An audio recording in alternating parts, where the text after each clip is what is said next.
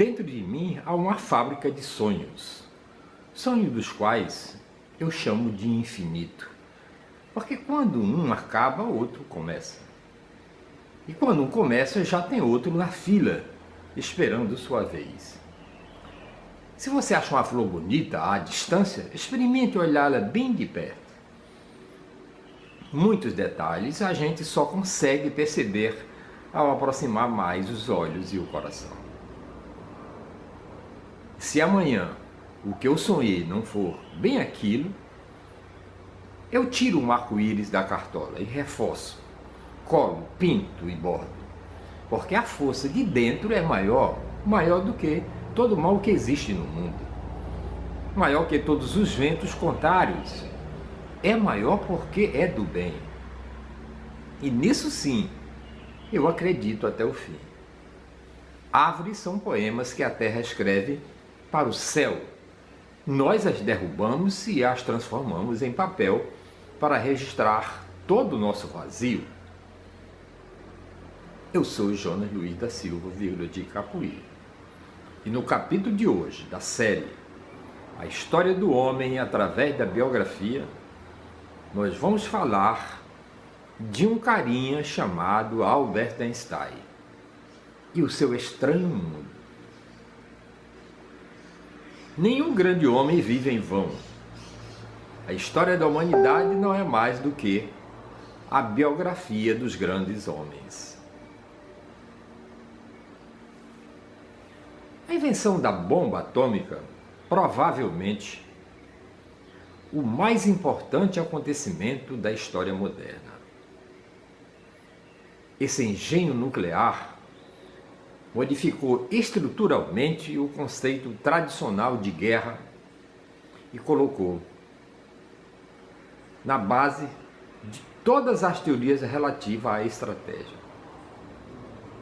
Todavia, o homem a quem fundamentalmente se deve a bomba atômica foi durante grande parte de sua vida um destacado pacifista, cujas ideias, segundo muitos, pecava até por idealismo excessivo, por desajuste em relação à realidade econômica. De fato, foi uma carta de Albert Einstein a Franklin Delano Roosevelt que deu origem ao fabrico da bomba atômica. E foi a sua famosa teoria da relatividade o ponto de partida para explorar a energia nuclear. As coisas na vida que menos ambicionava, fama, dinheiro, poder, por singular ironia do destino, perseguiram Albert Einstein durante toda a sua existência. De outra coisa, que como ele ninguém deseja a incompreensão, por exemplo, também não conseguiu escapar-se, muito pelo contrário. Na verdade, centenas de cientistas deixaram grande parte das suas carreiras e se dedicaram a explicar ou a tentar refutar as descobertas de Albert Einstein. E mais, embora fosse acérrimo defensor da liberdade individual e das instituições democráticas, chamavam-nos uns bolcheviques, outros lacaio de Wall Street. Com grande surpresa sua, pois considerava-se um físico, como muitos outros, dirigiu-lhes ofertas que iam até $25 mil para que patrocinasse produtos tais como pastas pastas de dente ou automóveis. A sua fama atingiu tamanha proporção que em bibliotecas e em universidades do mundo inteiro se vê bustos seus. Na Alemanha, ergueram-lhe um monumento e, para resumir, foi o único cidadão norte-americano que chegou a ser oferecido o cargo de presidente de uma nação estrangeira. Einstein, por sua parte, ambicionava apenas uma coisa: certo grau de solidão e tranquilidade que lhe permitisse pensar e trabalhar. Eu sou feliz porque não preciso de coisa alguma de ninguém, declarou uma vez. Mas agrada-me as demonstrações de apreço que recebo dos meus companheiros de trabalho. Em 1933, quando os nazis da Alemanha, terra natal de Einstein, alcançaram o poder, ele preferiu exilar-se. Foi para os Estados Unidos. Aí ingressou no Instituto de Altos Estudos de Princeton, Nova Jersey, onde se sentia feliz porque encontrara a paz que sempre tinha procurado. Os vizinhos, ainda por cima, não pareciam achar estranho ele, que eu usava o cabelo compridíssimo. Odiava ir ao barbeiro. Calças enrugadas, trabalho de engomar, casaco larguíssimo para se sentir à vontade. E de vez em quando uma gravata velha, que ele fazia de cinto, por não encontrar o cinto com facilidade no seu armário. Uma vez alguém e fez um comentário: você, um prêmio Nobel da Física, com essa roupa? E ele teria respondido: a minha inteligência é na cabeça e não na roupa. Desde a sua entrada no Instituto, recebeu mais do que manifestações de apreço profissional. Os homens de ciência, necessariamente de formação realista, e são cautelosos no emprego das palavras, mas não hesitavam em chamar-lhe santo, fenômeno, gênio. Ao descrevê-lo, um matemático dizia: mesmo quando discute problemas de física atômica, todo ele irradia bom humor, compreensão e bondade. E, no entanto, depois de 50 anos de fama, Einstein continuou a ser uma figura vaga e remota para todos, salvo para os seus amigos e vizinhos. Todas as manhãs, às 10h30, envolvia-se num disforme sobretudo negro. No inverno usava um gorro e saía de casa para percorrer os 2 quilômetros que o separava do instituto. A sua farta e rebelde cabeleira e o seu bigode estavam lá, brancos. Os olhos, embora nos fitasse com paciência e amável curiosidade, estavam muitas vezes cansados e vermelhos. Do amplo e acolhedor gabinete onde trabalhava, divisa-se um pequeno bosque. E Einstein mergulhava no estudo de sua teoria do campo unificado, que absorveu durante mais de 30 anos. Essa teoria relaciona as duas grandes forças do nosso universo físico, a gravidade e o eletromagnetismo, e demonstra a relação existente entre todos os fenômenos físicos conhecidos. Sentado à secretaria, com o caderno aberto à sua frente, punha-se a escrever com letras miúdas e claras. Quando se deparava com um problema, detinha nele, confiante e sereno, enrolando e desenrolando os dedos nas mechas dos seus cabelos. Cada uma de suas teorias resultava de anos e anos de investigações tenazes sobre o que ele designava por experiências idealizadas. Na verdade, a sua aparelhagem laboratorial reduzia-se a papel e lápis. O laboratório era a sua grande mente, podia andar por falsos trilhos e chegar a conclusões erradas. Nunca, porém, se dava por vencido.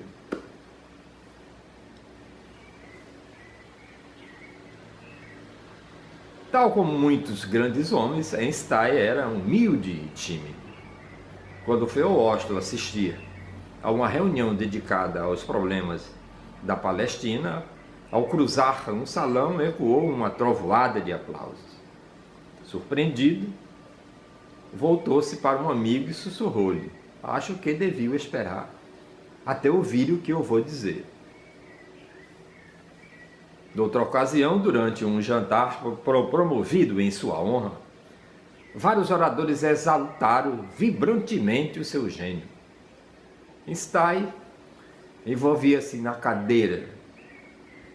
De súbito, voltou-se para a escritora Fanny Huston e fê-la cair das nuvens com estas palavras: vou confessar-lhe uma coisa, nunca uso pelgas.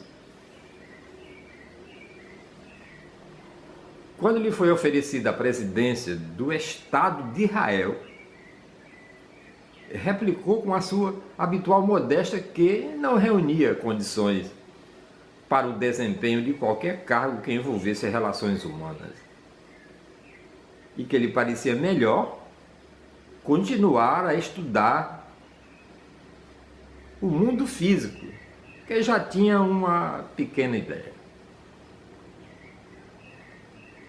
Einstein nasceu a 14 de maio de 1879, em Ulm, na Alemanha. Mas passou os primeiros anos em Munique. O seu temperamento calmo e tímido afastava-o das outras crianças. Levou tanto tempo a aprender a falar que os seus pais o supuseram anormal. Os professores diziam inadaptado. Tinha poucos amigos e evitava as brincadeiras próprias da idade. O que o divertia era compor ao piano breves hinos religiosos que ia trauteando enquanto passeava a sós. Aos 12 anos, decidiu-se estudar sozinho matemática e ciências.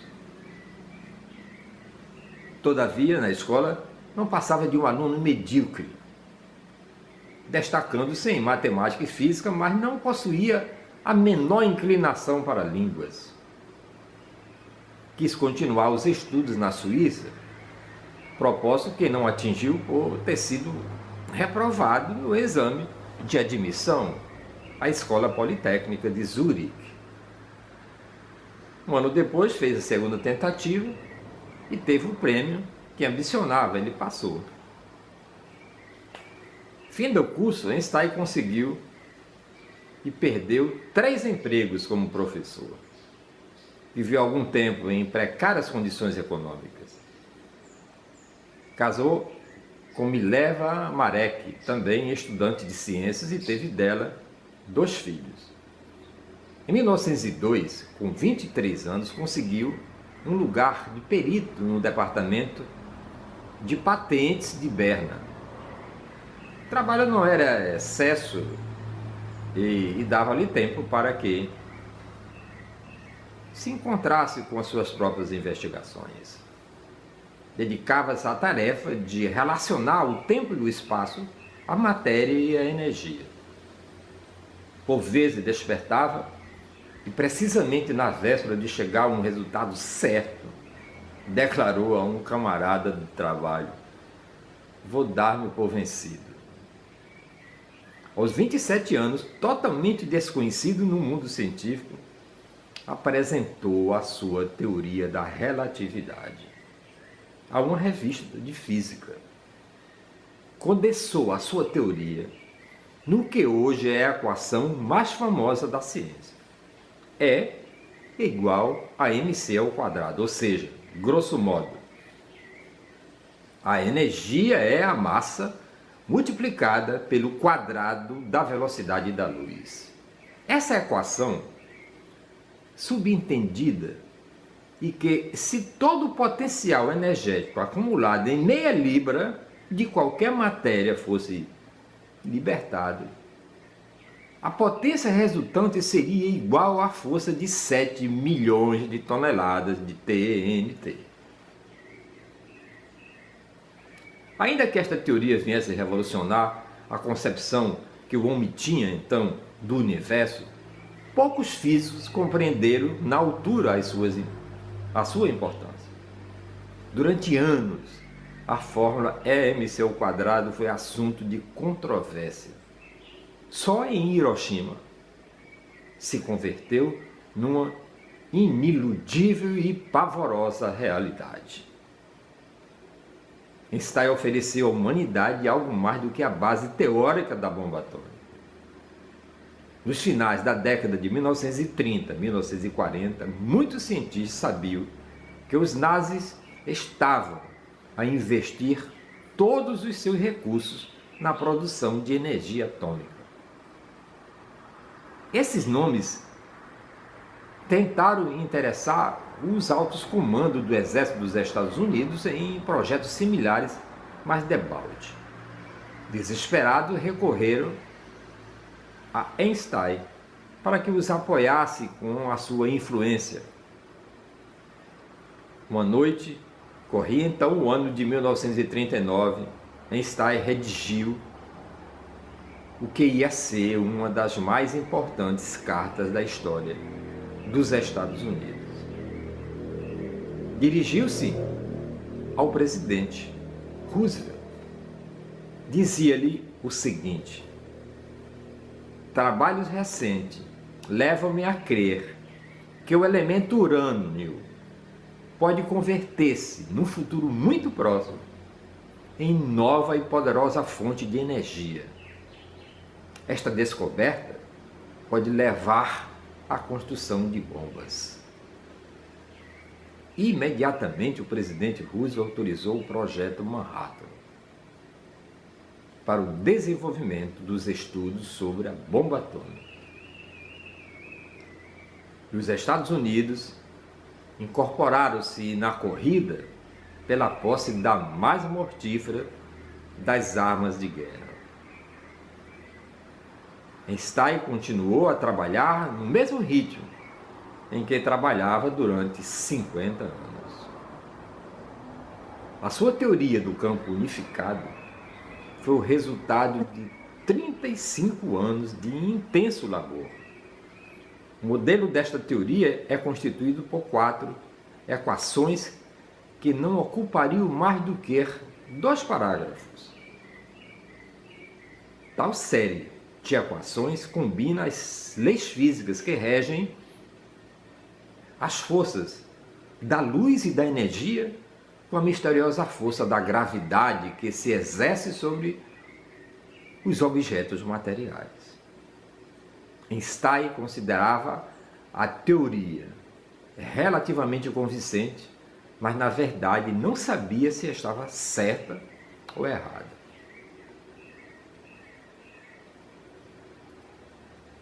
Amanhã nós vamos falar do infatigável Capitão Cook, nesta série A História da Humanidade, através da biografia. Nenhum grande homem vive em vão. A história da humanidade não é mais do que a biografia dos grandes homens. E eu sou Jonas Luiz da Silva Vila de Capoeira.